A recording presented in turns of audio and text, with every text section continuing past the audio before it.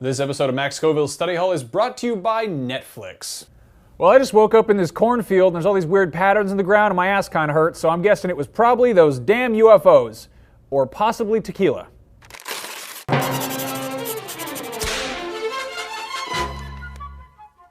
Greetings, true believers, and welcome back to another episode of Max Scoville's Study Hall. I am the guy that they want you to believe is Max Scoville. And Study Hall is a show where I take a particular topic and somehow relate it to video games and then run down a pile of my personal pop culture recommendations that'll go nicely with it. Today, we are talking about The Bureau, XCOM Declassified.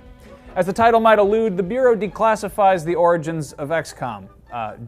XCOM is a secret organization that is tasked with defending Earth from extraterrestrial threats, aka aliens, and the game is set in 1962 when tensions were already running high thanks to the ongoing Cold War with Russia and in wake of the Cuban Missile Crisis. So it makes a good setting for an alien invasion because everyone's already kind of worried about flying objects of various sorts.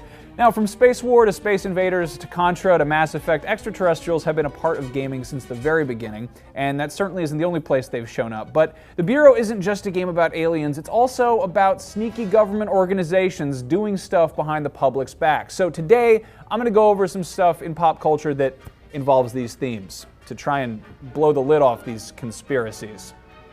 Or recommend stuff to you, I guess. UFO fandom and government conspiracies were huge in the 90s, possibly because of the 50th anniversary of that alleged UFO crash that took place in Roswell, New Mexico back in 1947. And in the same way that zombies have been all the rage the past few years, I remember just a stupid abundance of alien stuff when I was a kid, especially on TV. I think it's safe to say that The X-Files is one of, if not the definitive show involving government conspiracy theories and alien activity. Now, as much as I wish I could say that I'm a huge X-Files fan and I've seen every episode and I love it, I'm not. I was actually a bit young for it when it first aired on TV, and when I tried to go back and watch it when I was 11 or 12, it scared the absolute bejesus out of me, and I haven't actually worked up the nerve to go back and check it out. But that being said, I am well aware that it's a very smart show and it's deserving of a ton of praise, and I think it's really odd how little fandom there seems to be for it nowadays. I mean, of all the geeky stuff from the 80s and 90s that's been rebooted and rehashed and re-released and fawned over on Tumblr and made t-shirts for, it's kind of rare to see a Mulder and Scully cosplay or a The Truth Is Out There shirt at a convention, and it used to be one of the biggest geek fandoms, so that's kind of weird. So on the topic of UFOs and alien conspiracies and all that stuff, definitely check out The X-Files. Of course, if you're a big sissy baby like me, you could always just go watch Californication, which has nothing to do with UFOs or conspiracies, and you could just pretend that Hank Moody is actually Fox Mulder trying to forget all the paranormal stuff by, drinking heavily and then having sex with everything that comes within 10 feet of his general groinal vicinity. Come to think of it, a lot of the stuff that people do in Los Angeles can be considered paranormal activity. Does anybody have any like Californication or X-Files fan theories, like crossover stuff, or maybe fan fiction? Anything? No? Anyway, next up, movies! Steven Spielberg is pretty much a household name at this point, but back in 1977 when Close Encounters of the Third Kind came out, he was probably just that guy who did that movie about the shark. Jaws, that one. However, the world's knowledge of paranormal terminology probably wouldn't be what it is without him. I mean, the term Close Encounters sounds like the name of a strip club, but it's hardly ever used to describe anything but UFO activity nowadays. Anyway, the movie Close Encounters of the Third Kind doesn't get quite as much love as some of his other movies, but it's absolutely worth watching. You'll never eat mashed potatoes the same way again. Fun fact, the third kind in the title actually comes from a method of classification used by actual UFOologists called the Hynek scale. A close encounter of the first kind is visually spotting a UFO, and a close encounter of the second kind is a visual sighting with physical evidence to support it, like crop circles or a sore backside. And a close encounter of the third kind is actually spotting whoever or whatever was on board this mysterious flying object. Presumably, either waving at you from the porthole or walking around outside following a trail of Reese's Pieces.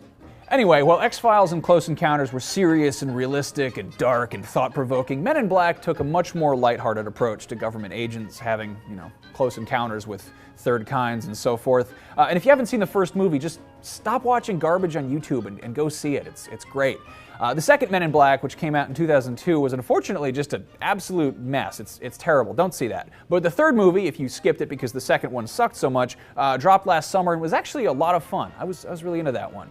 If you're one of those people who pays attention to the credits, you might have noticed that Men in Black is allegedly based on a Marvel comic, which is sort of true.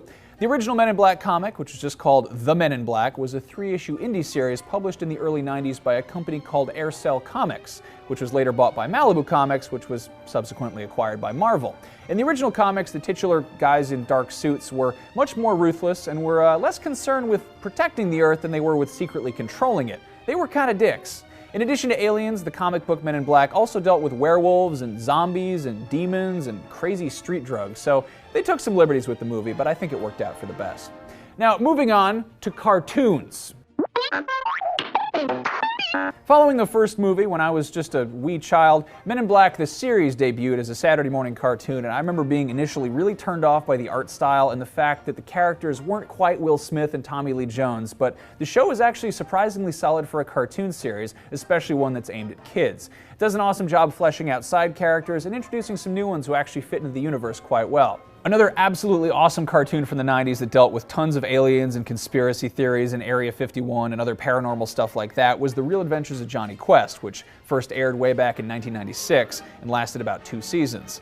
While some of the CGI cutscenes in the show are probably a bit dated, the writing was on an entirely different level from basically everything else that was passing for an after-school cartoon at the time. In addition to a fairly high-profile voice cast, including the likes of Robert Patrick, the T-1000, and George Segal, an old guy and a bunch of stuff, The Real Adventures of Johnny Quest also featured a number of voice actors who've since become regulars in video games, including Jennifer Femshep Hale and Quentin Ryden Flynn. Now, I already mentioned the Men in Black comic books, but they're certainly not the only ones worth mentioning. XCOM isn't the only top-secret government bureau, and there's also the Bureau for Paranormal Research and Defense, better known as BPRD. It's the team that Hellboy is most famously affiliated with, and the comics follow its other members after Hellboy takes a leave of absence because he's sick of being a tool for the government. Between Mike Mignola's gorgeous artwork and some delightfully strange stories that draw from a variety of folklore and a healthy dash of Lovecraftian themes, BPRD is definitely worth looking into. It's broken up into a number of miniseries and short segments, but a good place to start is with Plague of Frogs, Hollow Earth, or The Dead, all of which can be easily tracked down as collected editions. Jumping back to the extraterrestrial side of things, an ongoing series that involves a good amount of UFO stuff is the Manhattan Project, which started up last year.